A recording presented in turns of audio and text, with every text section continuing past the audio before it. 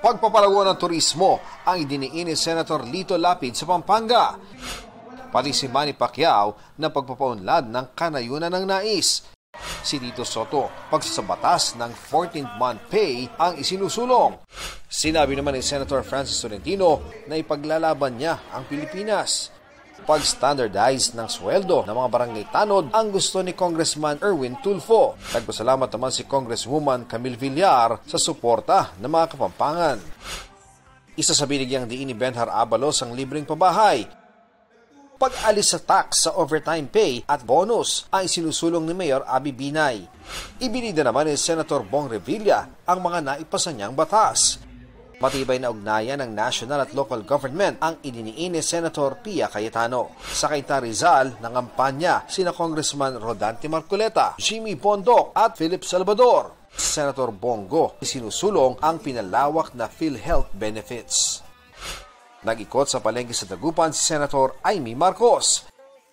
Cash gift sa mga mag-asawang aabot sa 50th anniversary nais ni Sunny Matula.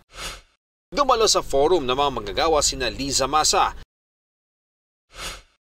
Nars Aline Andamo, Congresswoman Franz Castro, David De Angelo, at Attorney Luke Espiritu. Nag-motorcade sa Pampanga si Kiko Pangilinan. Land reform ang binigyang diin ni Danilo Ramos. 1,200 pesos na daily living wage ang isinusulong ni Jerome Adonis. Mas mataas na pondo para sa libreng kolehiyo ang ipinangako ni Bam Aquino.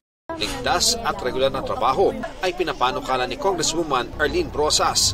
Oportunidad sa loob ng bansa ang gusto ni Teddy Casino para sa mga Pilipino. Nakipagpulong si Angelo de Alban sa PWD leaders and advocates. Patuloy naming sinusundan ang kampanya ng mga tumatakbong senador sa eleksyon 2025. Mga kapuso, maging una sa saksi. Mag-subscribe sa GMA Integrated News sa YouTube para sa iba't ibang balita.